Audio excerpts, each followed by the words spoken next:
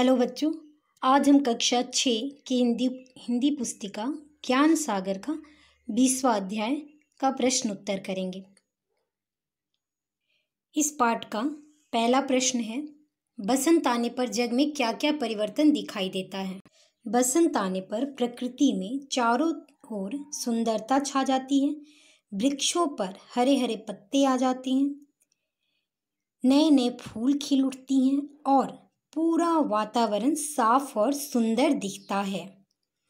दूसरा प्रश्न है, घर आंगन सुंदर क्यों लग रहा। उत्तर होगा, घर आंगन सुंदर लग रहा क्योंकि सुगंध भरी पवन बह रही है और चारों ओर हरियाली छाई है। तीसरा प्रश्न है, बसंत आने पर भंवरे और कोयल क्या करते हैं।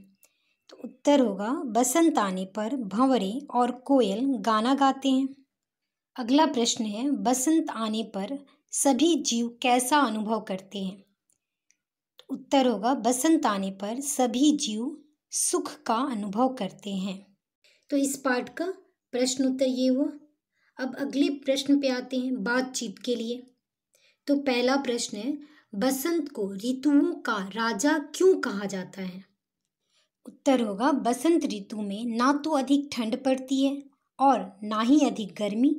पेड़ पर नए नए पत्ते आने लगते हैं, चारों ओर हरियाली छा जाती है, इसलिए बसंत को ऋतुराज या ऋतुओं का राजा माना जाता है। क्योंकि आप चैप्टर में पढ़े हो ना इस कविता में कि चारों ओर हरियाली छा जाती है, चारों ओर सुगंधित फूल खिल जाते हैं, नए नए फूल फल सब दिखते हैं। तो कोई भी चीज़ क्यों अच्छा है। और जैसे कि आपको फल का राजा किसे कहा जाता है, आम को, आप जानते हो क्यों। क्योंकि आम का जो मिठास है वो सारे फलों से अलग है, तभी तो उसे फलों का राजा कहा गया है। उसी तरह ऋतुओं का राजा जो है वो बसंत है। इतने सारे ऋतु हैं, छह ऋतुएं होती हैं, आपको पता है। इन 6 ऋतुओं में जो सबसे अच्छा ऋतु है वो है बसंत, और सबसे ज़्यादा इसमें सब चीज़ अच्छा दिखता है। जैसे प्रकृति भी चारों ओर आपको अच्छा ही अच्छा दिखता है, तो प्रकृति भी सुंदरता छा जाती है प्रकृति में, और प्रकृति की सुंदरता से हम भी खुश हो जाते हैं। तो इसलिए प्रकृति का मनोरम ये ऋतु है, इसीलिए इसे ऋतुराज कहा गया है।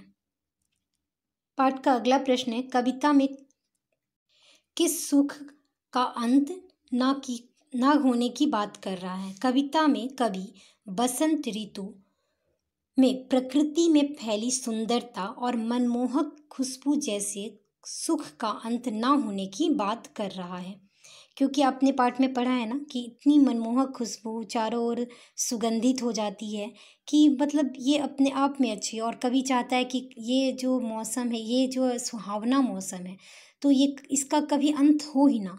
ये जो खुशबू चारों ओर फैली है और इस खुशबू से सारे लोग जितने खुश हैं, तो ये सब खुशी कभी अंत ही ना हो, यही कवि का कहना है।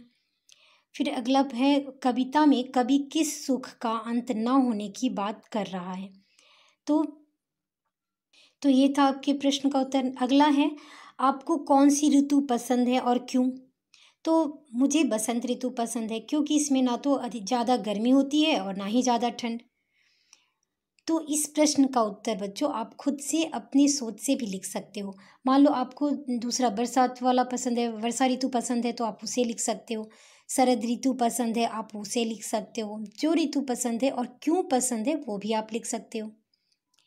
इस पार्ट का दूसरा जो प्रश्न था वो मैं लास्ट में लिखा है, इसलिए आप इसे देख लें। बसंत के बाद कौन सी ऋतु आती है। तो बसंत ऋतु के बाद आती है ग्रीष्म ऋतु। ठीक है, ये आपका दूसरा प्रश्न था, लेकिन मैंने इसे बाय मिस्टेकली लास्ट में लिख दिया है, आप देख सकते हो। पाठ का अगला प्रश्न है, अनुमान और कल्पना। कविता में बसंत ऋतु का वर्णन किया गया है और प्रकृति में उसके प्रभाव को दर्शाया गया है। ग्रीष्म ऋतु का वर्णन करते हुए बताइए कि इस ऋतु में प्रकृति में क्या क्या परिवर्तन आता है।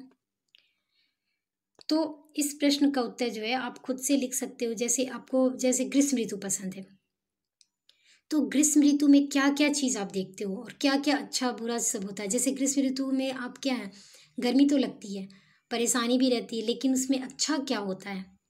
तो उसका वर्णन करना है, क्या क्या अच्छाइयाँ हैं। जैसे इस ऋतु में सबसे आपका जो है फलों का राजा आ जाता है आम। दूसरा जो है आप गर्मी तो गर्मी से तो परेशान रहते हो, लेकिन इस गर्मी में आप बहुत सारे आइसक्रीम खाते हो ना, कोल्ड ड्रिंक्स पीते हो, आइसक्रीम खाते हो, तो ये सारी चीज़ गर्मी में जाड़े में तो नहीं खा सकते हो। तो ये सब आप कुछ भी लिख सकते हो अपनी सोच से। अगला है भौंरा गीत गाकर अपनी खुशी प्रकट करता है तो कोयल तान छेड़कर। बताइए अलग अलग जीव किस तरह अपनी खुशी को प्रकट करते हैं। तो आप देख सकते हो जैसे बारिश में मेढक जो होती है वो टर टर करके आवाज़ निकालती है ना। फिर दूसरे कौवे को देख लो, काँव काँव करती है। तो इस तरह अलग अलग से फिर कबूतर है तो गुटर गुट उसकी आवाज़ है। मुर्गी है, मुर्गी या मुर्गे को लो तो क्या है, भाग देती रहती है।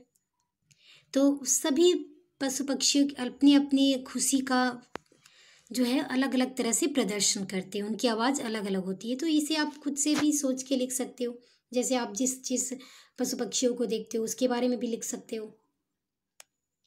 अगला प्रश्न है भाषा की बात। निम्नलिखित प्रश्नों का वाक्य में प्रयोग कीजिए। तो पहला प्रश्न जग, तो जग से यहाँ मैंने लिखा है, आप खुद से लिख सकते हो। आप इससे आइडिया लो और फिर खुद से लिखने की कोशिश करो। मैंने यहाँ बताया है, आप इस तरह के वाक्य खुद से भी लिख सकते हो। जैसे जग, जग में अनेक प्रकार के पशु पक्षी हैं, पाए जाते हैं। ठीक है, आप इसकी जगह आप लिख सकते हो जग में बहुत सारे जाति के लोग हैं या धर्म के लोग रहते हैं, है ना।